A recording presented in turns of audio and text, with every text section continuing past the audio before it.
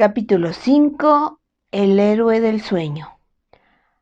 Ahora se está mostrando que sí puedes escapar. Lo único que tienes que hacer es ver el problema tal como es y no de la manera que lo has urdido. Los 2 meses siguientes fueron felices, pues visité lugares donde no había estado nunca, como Alberta, Canadá, Santa Fe, Nueva México, Lansing, Michigan. No obstante, viajar también tenía sus desventajas por los problemas meteorológicos y las cancelaciones. El viaje desde Portland, Maine hasta Santa Fe me exigió tomar 4 vuelos distintos el mismo día.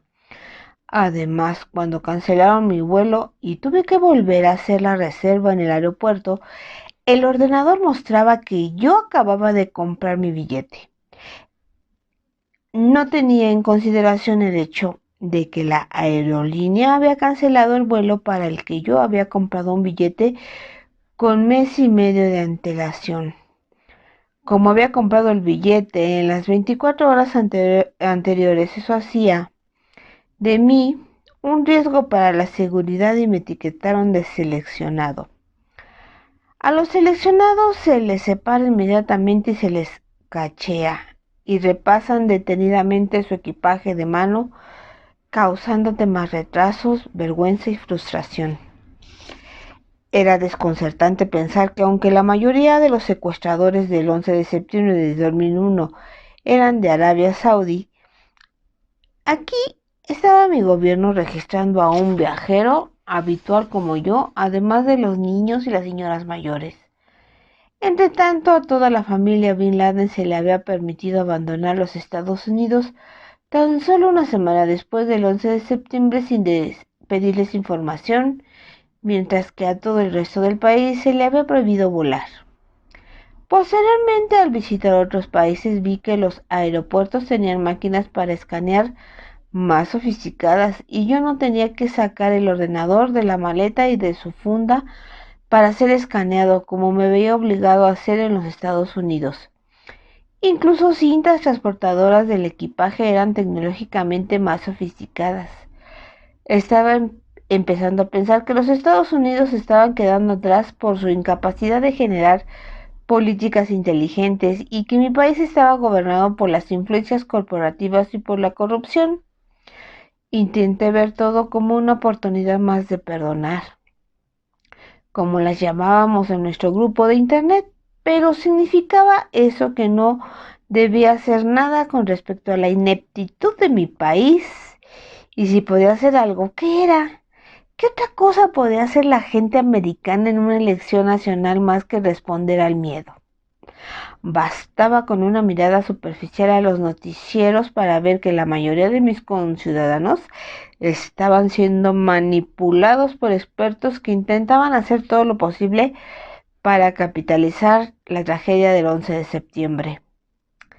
En general, no obstante, viajar era interesante para mí y la energía que me llegaba de la gente que asistía a mis talleres a veces hacía que me sintiera mejor al final de un largo día de trabajo, y mi experiencia era que algo estaba siendo expresado a través de mí. Y ocasionalmente la información se expresaba con tanta fluidez que era como si yo estuviera fuera de mi cuerpo, observándome dar el taller y en realidad no fuera yo quien estaba dándolo. La gente me informaba regularmente de que veía a mi alrededor luces de distintas formas y colores y ocasionalmente alguien decía que había visto mi cara cambiar y que de repente parecía más joven. En algún momento del día me encontraba con la mayoría de la gente que había venido. Habitualmente me daban las gracias por el evento del día y por el libro. Esto hacía que me sintiera muy feliz de que me hubieran guiado a viajar. De no haberlo hecho, nunca habría sabido cuánto significaban un curso de milagros y la desaparición del universo para la gente. Incluso cuando a veces alguien te escribe un email amistoso, no puedes ver la expresión de su cara ni oír el tono de su voz. En persona, en cambio, sus verdaderos sentimientos se muestran con gran claridad. Tenía muchas ganas de que llegara la siguiente visita de Arten y Pursa, esperada para finales de agosto. Como siempre, cuando apreciaron, no perdieron el tiempo para empezar. Arten, nos dijiste que querías hablar de la película La Pasión de Cristo. Muchas veces en las películas a Jesús o a J, como seguiremos llamándole, Gary, ¿podrías llamarle J perro? Arten, muchas veces se ha presentado un retrato de J como una figura sufriente, llena de angustia. Él no era así en absoluto. Era una figura pacífica con una sonrisa amable. Sus ojos eran claros y amorosos. No había miedo en él, porque sabía que no había nada que temer. Nada que el mundo pudiera hacer le podía afectar. Él no era un cuerpo, él no se creía especial, él no era la pasión, sino un símbolo de compasión. Pursa, ¿tuviste la película? ¿Qué te pareció? Gary, bueno, llegué allí y la cola de gente estaba a la vuelta a la manzana. Todos estaban muy animados, era como la segunda avenida o algo así. ¿La segunda avenida de qué? No lo averigüé hasta que estuve dentro. Fue una película sangrienta y horrible. Estar allí era como una tortura, además de que era muy aburrido. Mostraron cómo desgarraban el cuerpo de J, incluso al principio de la película. J actúa como el típico hombre temeroso. Está enfadado, pisa una serpiente y la mata porque supuestamente es Satán, y ahí no hay nada que sugiera el tipo de hombre que Arten acaba de describir. ¿Y qué sabéis que? Al principio de la película, Judas se presenta ante J en el jardín y le besa, y hacen que J pronuncie esa famosa frase de la Biblia: ¿traicionarás al Hijo del Hombre con un beso? Recordé inmediatamente esa sección del curso llamada El mensaje de la crucifixión, donde J enseña cuál es el verdadero mensaje, a diferencia de lo que la religión organizada inventó después. Y en un momento dado dice: voy a leerlo para que no haya ninguna distorsión. Yo no pude haber dicho: ¿traicionas al Hijo del Hombre con un beso? A no ser que hubiese creído en la traición. El mensaje de la crucifixión fue precisamente que yo no creía en la traición. El castigo que se dijo infligí a Judas fue un error similar. Judas era mi hermano y un hijo de Dios, tan miembro de la afiliación como yo. ¿Cómo iba a condenarlo cuando estaba listo para probar que condenar es imposible? A lo largo de la película se hace que el cuerpo de J sea muy especial. Se presupone que tiene que ser sacrificado para expiar los pecados de la gente. Pero la cita que me diste de la Isaías demuestra que esa idea ya era tan vieja como las montañas, y que la religión que vino después simplemente la superpuso sobre el mensaje de J. No se piensa en ningún momento en que toda esa premisa nos presenta a un Dios que es como la humanidad. En otras palabras, que está loco. La película, como la religión de la que trata, glorifica el sufrimiento y el sacrificio, y la gente llevó a sus hijos de 9 a 10 años a ver aquella cosa. Y cuando salían del cine podías ver la mirada de sus ojos, como si estuvieran diciendo a los niños: ¿ves? ¿Ves lo que Jesús hizo por ti? ¿Ves cómo se sacrificó y sufrió por ti? Pequeño bastardo culpable. Ahora, ¿qué vas a hacer tú por él? ¿Vas a ser cristiano? ¿Correcto? Arten, sí. Y ahí tienes el origen de una religión muy exitosa, porque si quieres que la gente haga algo en este mundo, incluyendo a los niños impresionables, haz que se sientan culpables. Podrías hacerles creer que en Santa Claus hasta los 30 años, si encontraras el modo de usar la culpabilidad y nadie les dijera otra cosa. Y en este caso nadie les está diciendo que las cosas son de otra manera. Y todo ello hace que el cuerpo sea muy real y que su destrucción sea importante. Gary, pero si la mente que está libre de culpa no puede sufrir, como dice el curso, entonces no habrá importado lo que hicieron a J. él no habría reaccionado a lo que le hacían ni habría sentido todo ese dolor que se muestra en la película. Pursa. Sí, y eso es muy importante. Esa es otra idea definitiva del curso. La mente que está libre de culpa no puede sufrir.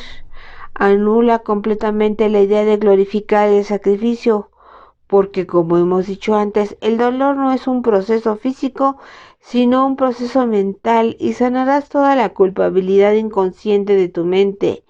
No podrás sentir ningún dolor. Eso cambia el mensaje de la crucifixión, dejando atrás la idea de adorar el sufrimiento y el sacrificio y haciendo que sea la demostración de que, si estuvieras curado, sería imposible que sintieras dolor o sufrieras. Pero el sufrimiento como el que la gente cree que J padeció es la marca definitiva de la religión con la que él no tuvo nada que ver, aunque fue fundada en su nombre. Gary. Ellos tienen una crucifijación. Arten, sí, pero el verdadero mensaje de J es lo opuesto a hacer del cuerpo algo real. De hecho, si quieres ser como J, has de experimentar que el cuerpo no tiene ningún significado. En lugar de creer en el cuerpo, deberás llegar al punto de no poder creértelo. Gary, yo aún no puedo creer que los Sox vendieran a Nomar. Arten, un prerequisito para no creer en el cuerpo es entender el sueño y el lugar que el cuerpo ocupa en él. Voy a darte un par de citas del curso y después quiero que leas algo. En primer lugar, hemos dicho que la falsa creencia en el sufrimiento del cuerpo, una idea que, tal como entiendes ahora, está causada por la culpabilidad inconsciente. No puede tener nada que ver con J. Con relación a esto, escucha lo que dice la sensación que se te explica en la sección del curso llamada El puente al mundo real. Y dice: alégrate de haber escapado de la parodia de salvación que el ego te ofrecía y no mires atrás a la farsa que hacía de tus relaciones. Ahora nadie tiene que sufrir, pues has llegado demasiado lejos como para sucumbir a la ilusión de la que la culpabilidad es algo bello y santo. Solo los que son completamente dementes podrían contemplar la muerte y el sufrimiento, la enfermedad y la desesperanza y considerarlos bellos y santos. El Espíritu Santo hará un excelente intercambio contigo si lo aceptas, como dice J en la sección Los obstáculos a la paz. Tu pequeño papel consiste únicamente en entregarle al Espíritu Santo la idea del sacrificio en su totalidad y aceptar la paz que Él te ofrece a cambio sin importar ningún límite que impida su extensión, lo cual limitaría tu conciencia de ella. Y continúa diciendo en la misma sección: ¿por qué razón el cuerpo es tan importante para ti? Aquello de lo que se compone ciertamente no es valioso, y es igualmente cierto que tú no puedes sentir nada. Te transmite las sensaciones que tú deseas. El cuerpo, al igual que cualquier otro medio de comunicación, recibe y transmite los mensajes que le dan. Pero estos le son completamente indiferentes. Todos los sentimientos con los que se revisten dichos mensajes los proporcionan el emisor y el receptor.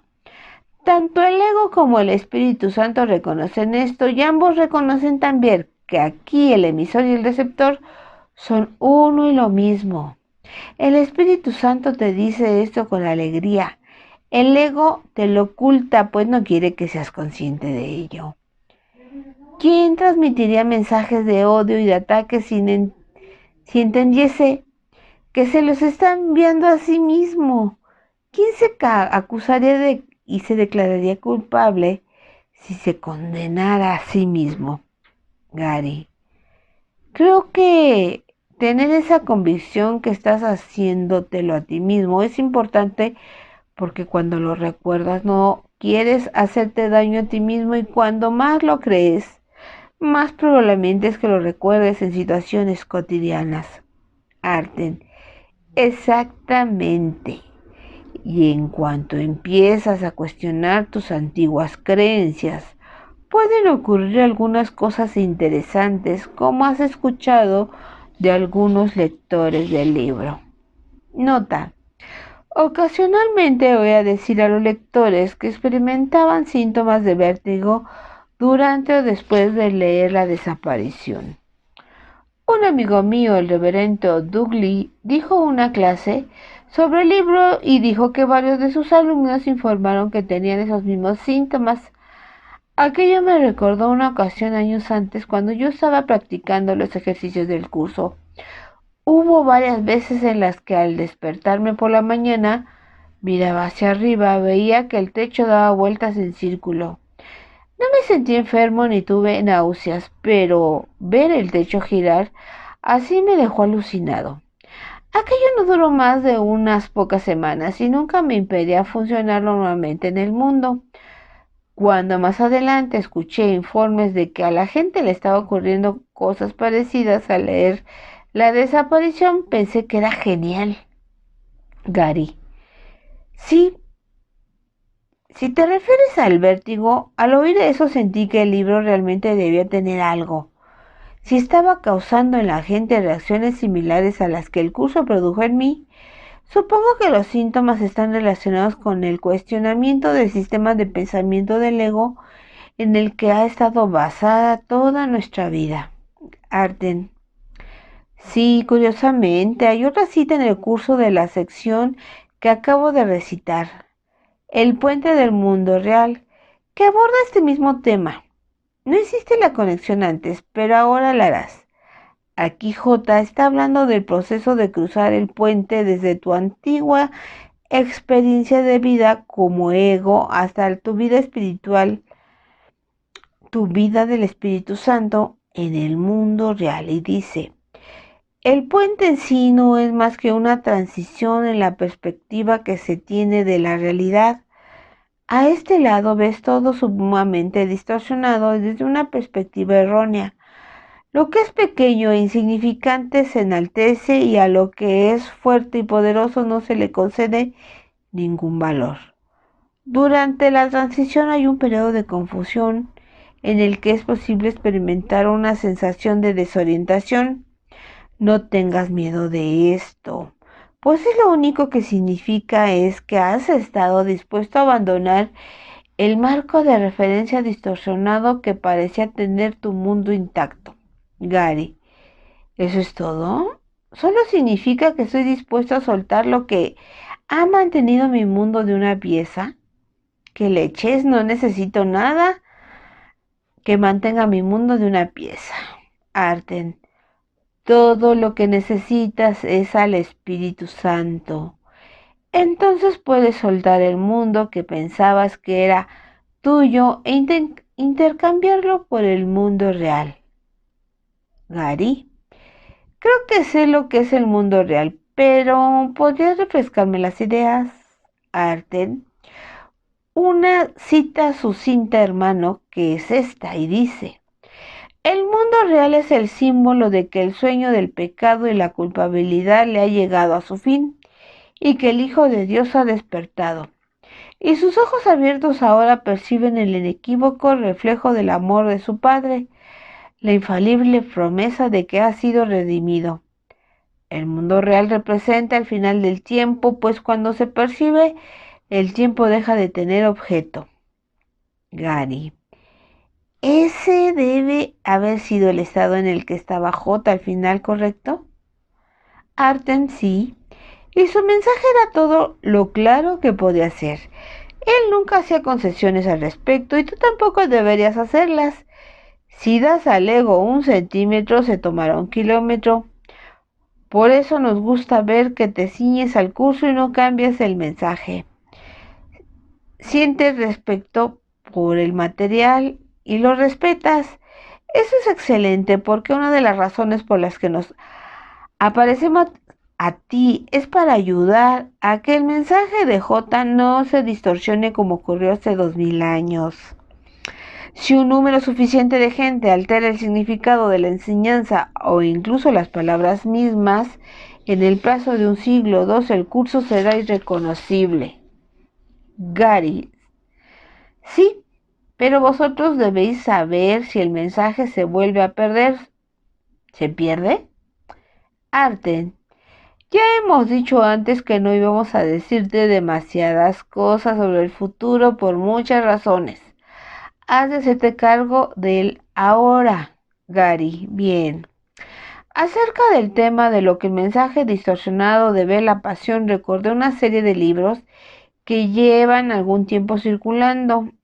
La serie Abandonados. Tenía un poco de tiempo extra en el aeropuerto y me detuve en una de las tiendas de libros y hojeé uno de los últimos de esa serie. Se basa en el apocalipsis. Tengo un amigo en Florida al que le encantan esos temas.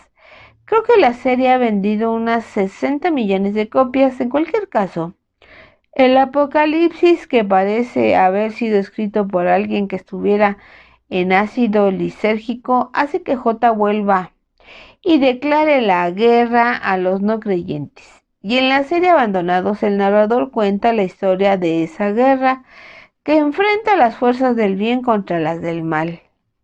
En el libro reciente que estaba leyendo, J levanta una de sus manos y se abre un gran abismo que se traga a los no creyentes y ellos caen dentro muriendo y gritando.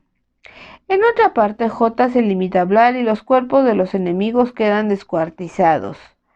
Los creyentes tienen que conducir con cuidado para evitar ser golpeados por los restos de los hombres, mujeres e incluso de caballos. Supongo que no eran caballos cristianos. Mientras que los cristianos observan, la carne de los malos se disuelve, sus ojos se funden y sus lenguas se desintegran.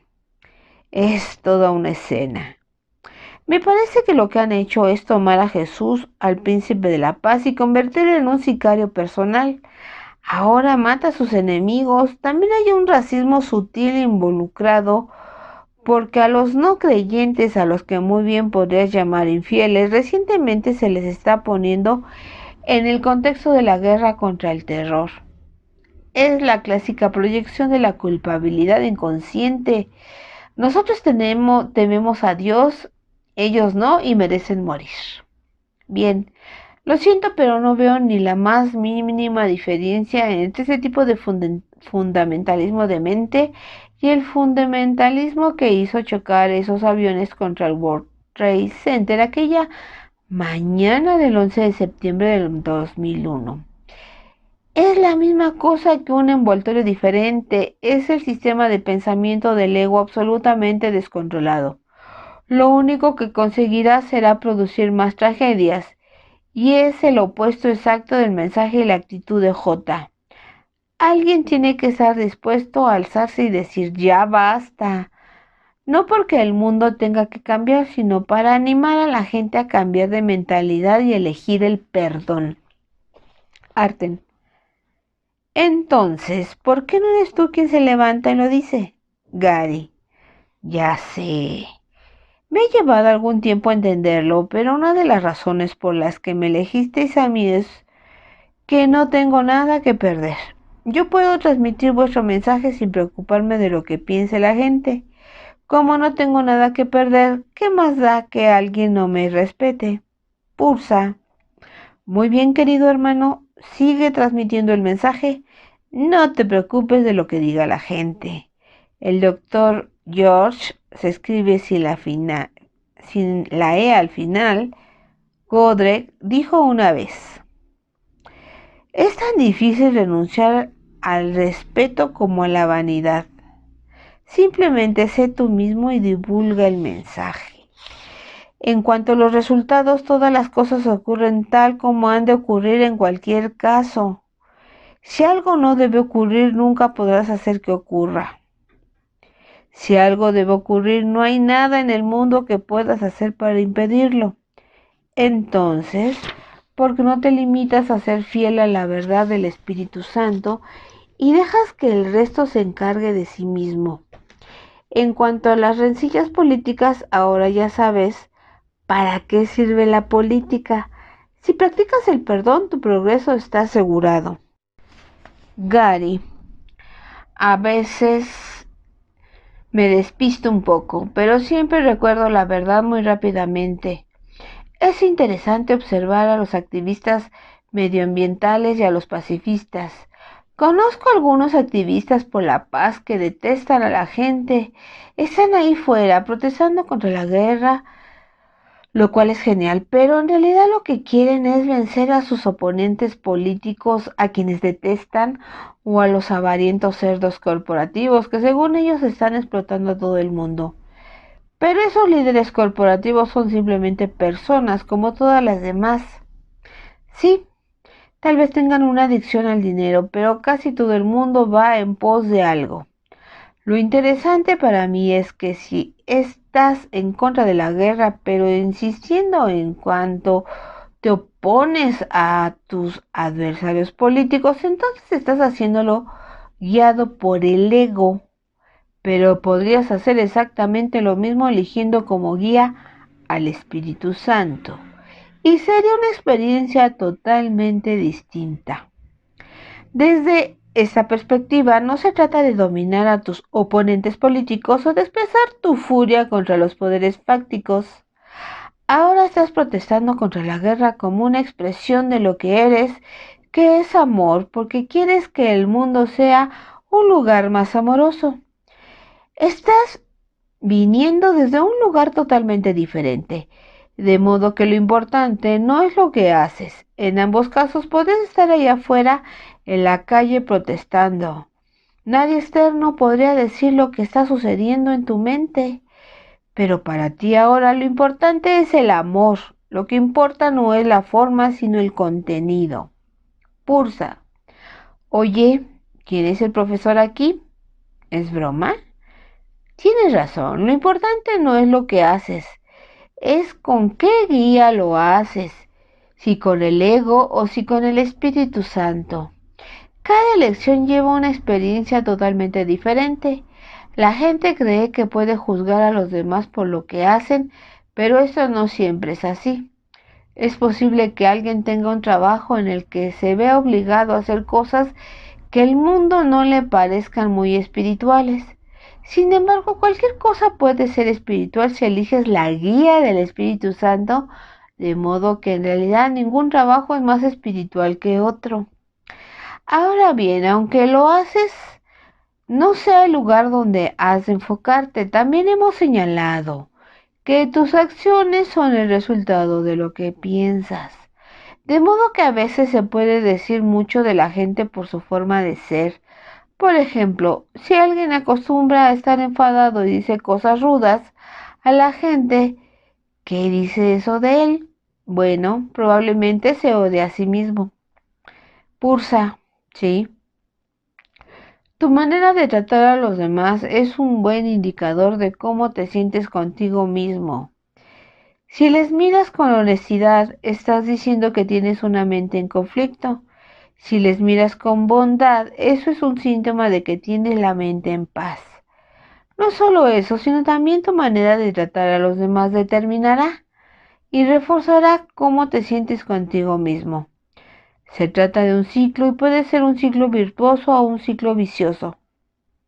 Cierto, hay personas que son muy amables con los demás y no necesariamente se sienten cómodas consigo mismas, pero suelen estar cerca de hacer un cambio. Si expresan amor es un símbolo de que están en el buen camino y solo necesitan un poco de ayuda para entender la opción que está a su disposición. En cuanto lo hagan, es más probable que elijan su fuerza, el Espíritu Santo dentro de ellos en lugar de su debilidad que es el ego. Gary. He oído a grandes personas, desde el Dalai Lama hasta Ken Gapnik, insistir en la importancia de ser bondadoso. Ahora entiendo lo que querían decir. Si tu manera de ver a los demás dice mucho de cómo te sientes ahora y también determina cómo te sentirás contigo mismo en el futuro, en realidad te estás haciendo un favor siendo bondadoso y compasivo. Pursa. Muy cierto. A propósito, recibe nuestras alabanzas por cómo tratas a la gente cuando viajas. Muchos profesores, bajo la presión del viaje y los programas apretados, ceden a la tentación de descargar en los demás. Hasta el momento consigues matrícula de honor en tus interacciones con toda la gente que conoces personalmente. Representas muy bien el curso. Gary, gracias. Aprecio mucho lo que me dices. Me resulta fácil. Amo a esa gente y ¿sabes? Lo que has dicho de que ningún trabajo es más espiritual que otro, eso da justo con el clavo. Algunas personas han venido y me han dicho, ¿cómo es que los maestros ascendidos se te han aparecido a ti? Y yo les digo que para empezar, ¿cómo saben que en otra vida ellos no fueron esos niños que vieron a la Virgen en Lourdes? O tal vez hayan sido ángeles u otras manifestaciones. Creo que todos tenemos el mismo tipo de dones, pero no los tenemos todos a la vez en la ilusión. Por eso el manual para el maestro dice, y nadie tiene ningún poder que los demás no posean. Y antes pensaba que sería genial ser un sanador espiritual. Sabes, ir por ahí imponiendo las manos a la gente y curándoles y todo eso. Pensaba que eso sería lo máximo. Pero no tengo ese don en esta vida. Cuando trato de curar a alguien, puedo considerarme afortunado si no muere. El punto es que no tengo ese don en este ciclo de vida, pero sé que he sido un gran sanador en otra vida. Todo el mundo lo es en algún momento. Y en cuanto a ver a maestros ascendidos, eso es lo que tengo que hacer esta vez y otros lo harán en otro momento. ¿Sería tonto tener millones de personas viendo maestros ascendidos a la vez? Pues entonces nadie usaría los otros dones. Algo que suelo contar a la gente y que les sorprende, y no quiero ofender a nadie con esto, es que veros a vosotros dos no ha sido la experiencia espiritual más elevada que he vivido. La mayor experiencia que he tenido nunca es lo que el curso llama revelación, que es una comunicación directa a unión con Dios. Eso hace saltar por los aires cualquier cosa que venga del mundo de la percepción. Pursa, no nos sentimos ofendidos. J dice en el curso que la reverencia es la respuesta adecuada a la revelación porque tienes una experiencia directa de Dios y también dice, los que son iguales no deben sentir reverencia los unos por los otros, pues la reverencia implica desigualdad. Por consiguiente, no es una reacción apropiada hacia mí. De modo que no solo deberías tratarnos como si fuéramos especiales, tampoco deberías pensar en J como alguien especial. Gary, asombroso. Lo siento. Entonces le digo a la gente que la revelación, esa experiencia de unidad con Dios es lo que deberían buscar porque es una experiencia de la realidad, mientras que veros a vosotros es algo que ocurre en el reino de la percepción y después de la revelación todas las cosas del mundo son como una especie de sueño que no es a la altura de la realidad, pero eso no significa que no puedas divertirte mientras parece que estás aquí. Cuando voy al cine sé que no es real, pero eso no me impide disfrutarlo. Y así es como puede ser este mundo. De hecho, yo diría que si tienes menos culpabilidad inconsciente en tu mente porque practicas el perdón, puedes disfrutar más del mundo. Ahora me gusta más que nunca escuchar música, de modo que no se trata de renunciar a la belleza del arte y a los atardeceres románticos. Creo que si entras en contacto con tu inocencia puedes disfrutar más de todo, por lo que estás experimentando con menos culpabilidad y finalmente con ninguna. ¿Y qué hay del sexo? Si no tuvieras ninguna culpabilidad en tu mente disfrutarías más del sexo. Pursa, lo tomaré como una pregunta retórica. Gary, lo es mientras Arten esté aquí. Curiosamente, la gente que vive y viene a mis talleres se sorprende al descubrir que entre vuestras visitas, cuando hablo con el Espíritu Santo, en realidad pienso en J y no en vosotros. Él siempre ha sido la manifestación del Espíritu Santo para mí, y siempre he sentido que podía hablar y que Él me ayudaría. No os importa, ¿verdad? Sé que cuando oigo la voz del Espíritu Santo también sois vosotros. Pursa, Como he dicho, nosotros no somos especiales, de modo que lo importante es lo que te sea más útil entre visitas. Sabemos que piensas en nosotros y sabes que estamos siempre contigo y también lo está Jota. Gary. Bueno, ahora no te pongas sensiblera conmigo, pero si todos somos uno, en realidad no importa, ¿cierto? O otra cosa, estaba pensando en eso de que todos los trabajos son espirituales. Digamos, por ejemplo, que alguien es contable y no cree tener ningún don espiritual en esta vida. No es que los contables no tengan dones espirituales, pero digamos que en esta vida esa persona cree que no los tiene. Bueno, si entregara sus habilidades contables al Espíritu Santo y las usara bajo su dirección, ¿no las convertiría eso en un don espiritual? De modo que un don espiritual es algo que le entregas al Espíritu Santo, no importa cuál sea el don. Entonces, por definición, si lo usas bajo su guía es espiritual. Y quién sabe, además de conservar su trabajo habitual, tal vez encuentres una organización o un individuo espiritual a quien puedas ofrecer tu ayuda. Entonces, estás ayudando a la gente a extender la verdad. ¿Qué podría ser mejor que eso? Arten, muy hermoso hermano, puedes trasladar eso a cualquier trabajo. Tal vez en algunos casos el Espíritu Santo querrá que la persona use su trabajo para practicar el perdón. Si lo hace, entonces es un trabajo espiritual, no importa de qué se trate. Gary, me habías dicho que esta vez hablaríamos de la muerte. Tengo muchas ganas de abordar el tema. Arten, de acuerdo, sabio. Enseguida entraremos en él, pero es esencial que comprendas y que también experimentes, como resultado de tu práctica del perdón, la naturaleza onírica de este mundo. De modo que ha llegado el momento de que leas algo para nosotros. Ve a la página 585 del texto. Gary, déjame ver, El héroe del sueño. No he leído esto desde hace algún tiempo. Arten, sí, quiero que vuelvas a leerlo al menos 5 veces durante los próximos 2 meses. Arten, es mejor que bueno. Es la verdad, ahora mismo solo quiero que leas los primeros 4 párrafos, después lee las 4 páginas cada 15 días más o menos hasta un total de 5 veces. Piensa en las ideas y considera lo que significan con relación a lo que ves en tu vida cotidiana. Pero ahora lee esos primeros 4 párrafos para nosotros. Gary, ¿de acuerdo? Ahí van.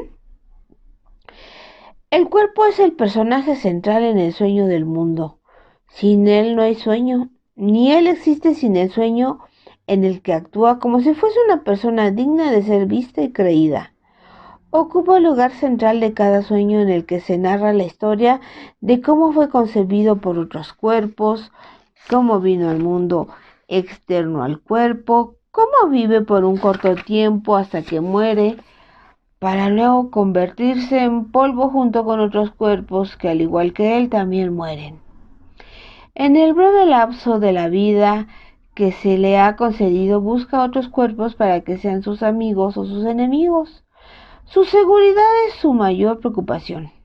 Su comodidad, la ley por la que se rige, trata de buscar el placer y de evitar todo lo que se pueda ocasionar dolor.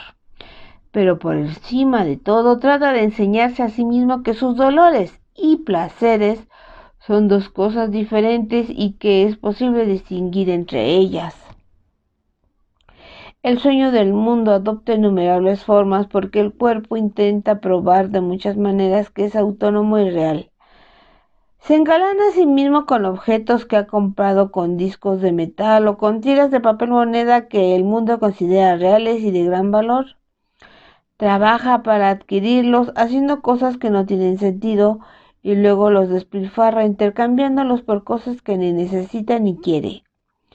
Contrata a otros cuerpos para que lo protejan y para que coleccionen más cosas sin sentido que él pueda llamar suyas.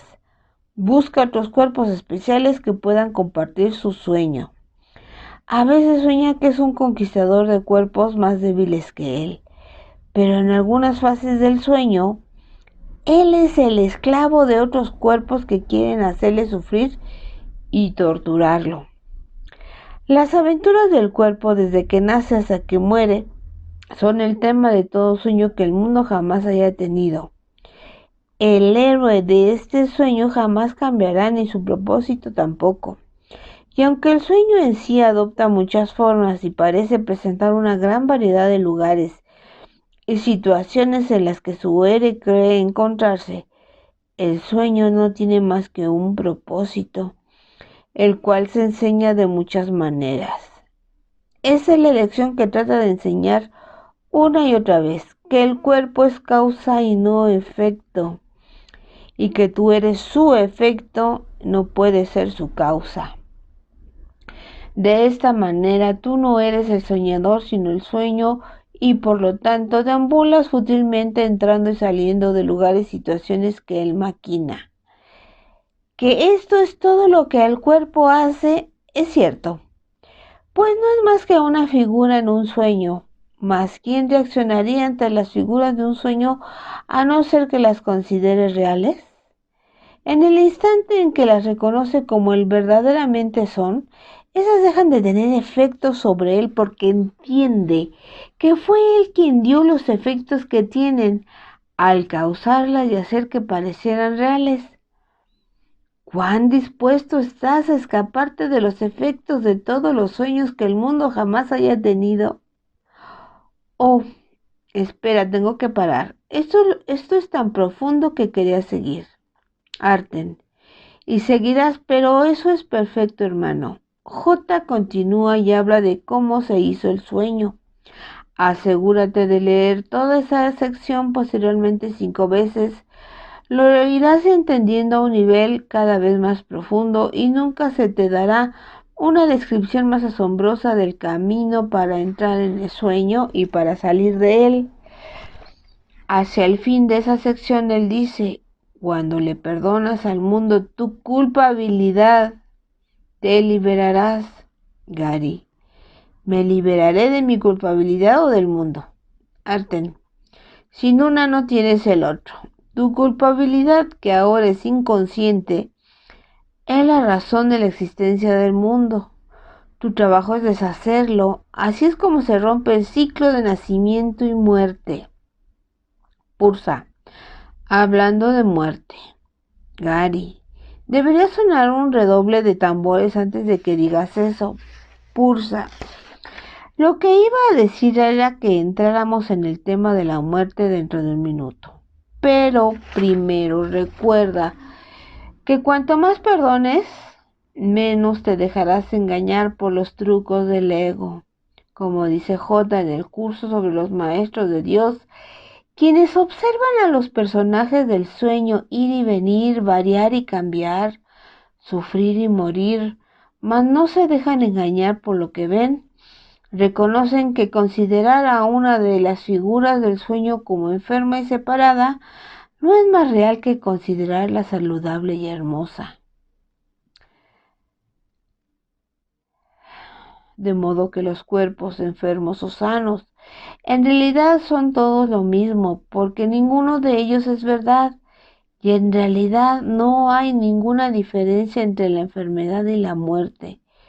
Simplemente son diferentes niveles ilusorios de pensamiento de separación de Dios. Gary.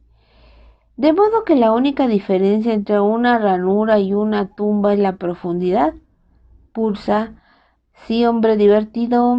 Y la profundidad también es una ilusión. Esa última cita era del manual para el maestro y la siguiente es del texto.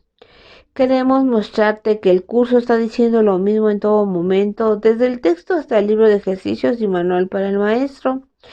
Es una enseñanza puramente no dualista, es consistente. Y si eso es cierto, y ciertamente lo es, significa que no hay una manera auténtica de interpretarlo. En el texto J dice: lo único que las apariencias pueden hacer es engañar a la mente que desea ser engañada. Mas tú puedes tomar una decisión muy simple que te situará por siempre más allá del engaño. Esa elección simple es el perdón, y se aplica del mismo modo a todas las cosas, incluyendo la muerte. Considera estas palabras del libro de ejercicios. Tú crees que la muerte es algo que solo tiene que ver con el cuerpo, sin embargo, es solo una idea y no tiene nada que ver con lo que se considera físico. Los pensamientos están en la mente. Estos pueden entonces aplicarse según lo que dice la mente y en su punto de origen donde debe efectuarse el cambio si es que éste ha de tener lugar. Las ideas no abandonan su fuente. El énfasis que este curso ha puesto en esta idea debe ser el papel central que ocupa en nuestros intentos de que cambies de parecer con respecto a ti mismo.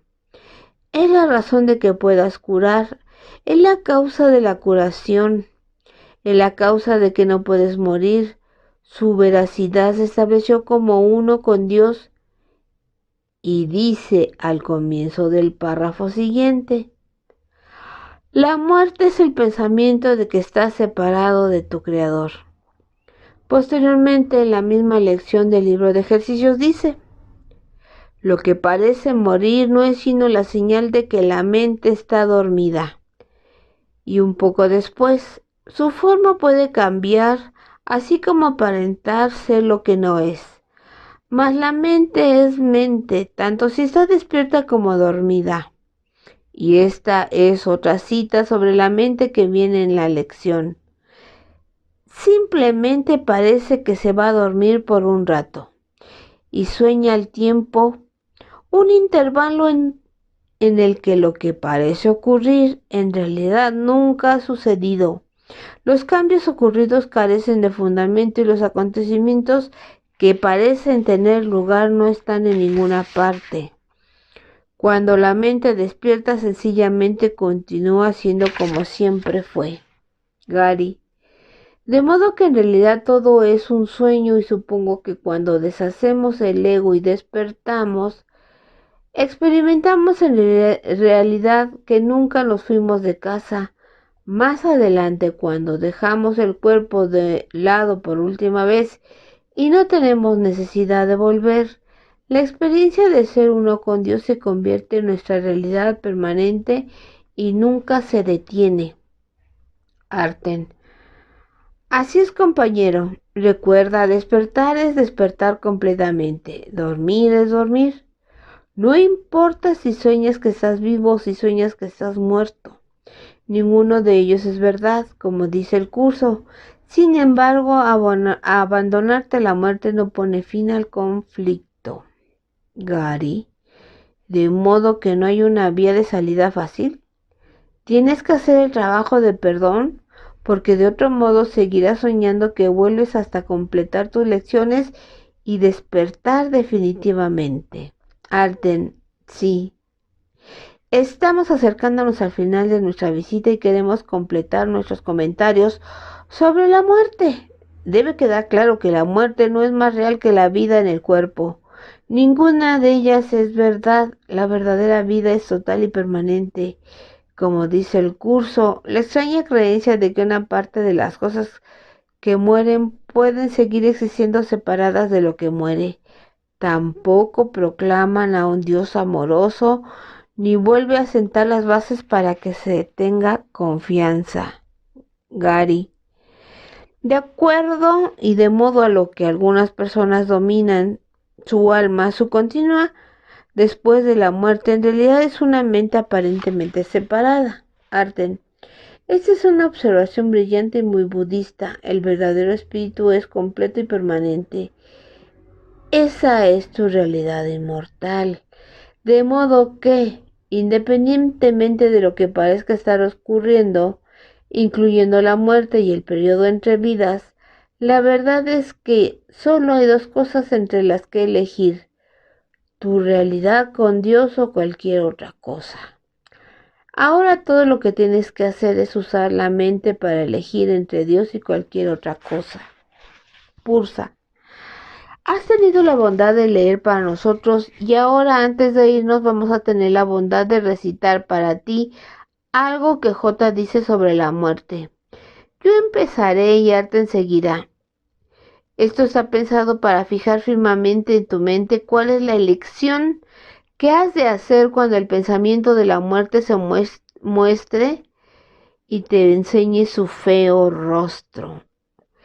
El héroe del sueño siempre llegará al final de su historia y eso es todo lo que es, una historia.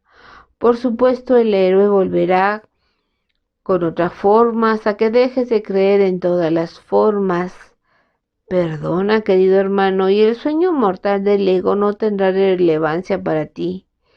Exponerlo, verlo tal como es y perdonarlo te liberará. Escucha lo que dice J aquí. La muerte es el sueño central de donde emanan todas las ilusiones. ¿No es acaso una locura pensar que la vida no es otra cosa que nacer, envejecer, perder vitalidad y finalmente morir?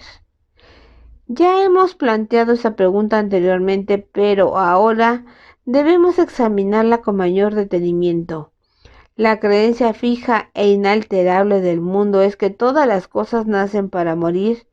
Se considera que así es como opera la naturaleza, y ello no se debe poner en tela de juicio, sino que debe aceptarse como la ley natural de la vida. Lo cíclico, lo cambiante y lo incierto, lo inestable y lo inconstante, lo que de alguna manera crece y mengua siguiendo una trayectoria determinada, es lo que se considera la voluntad de Dios. Y nadie se pregunta si un creador benigno hubiese podido disponer algo así. Arten. La realidad de la muerte está firmemente arraigada en la creencia de que el Hijo de Dios es un cuerpo, y si Dios hubiese creado cuerpos, la muerte sería ciertamente real. Pero en ese caso Dios no sería amoroso. Pursa. Si el universo que percibimos fuese tal como Dios lo creó, sería imposible pensar que Dios es amoroso, pues aquel que ha decretado que todas las cosas mueran y acaben en el polvo, desilusión y desesperanza no puede sino inspirar temor. Tu insignificante vida está en sus manos, suspendida de un hilo que Él está listo para cortar sin ningún remordimiento y sin que le importe, tal vez hoy mismo. Y aún así esperarse. El fin es seguro de todas formas. El que ama a un Dios así no conoce el amor, ya que ha negado que la vida sea real. La muerte se ha convertido en el símbolo de la vida. Su mundo ahora es un campo de batalla en donde reina la contradicción y los opuestos luchan en una guerra interminable. Allí donde hay muerte es imposible la paz. Arten. La muerte es el símbolo del temor a Dios. La idea de la muerte oculta su amor y lo mantiene al margen de la conciencia, cual un escudo opuesto en alto para bloquear el sol. Lo siniestro de este símbolo basta para demostrar que la muerte no puede coexistir con Dios. La muerte presente una imagen del Hijo de Dios en la que éste acaba descansando en paz en los brazos de la devastación, donde los gusanos lo esperan para darle la bienvenida y así prolongar un poco más su propia existencia gracias a la muerte. En la naturaleza, el devorarse unos a otros es la ley de la vida.